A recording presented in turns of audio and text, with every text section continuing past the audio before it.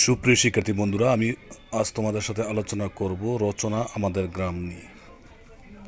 ভূমিকা: গ্রাম আমাদের দেশের প্রাণ। আমাদের গ্রামের নাম সোনাতলা। এটি একটি সুন্দর ও মনোরম গ্রাম। গ্রামটি শহর থেকে কিছু দূরে অবস্থিত। এখানে নিরিবিল ও শান্ত পরিবেশ মানুষ বসবাস করে। গ্রামের প্রকৃতি: আমাদের গ্রামের চারপাশে সবুজ মাঠ, ফসলের ক্ষেত, পুকুর, ডোবা, গাছপালা দেখা যায়।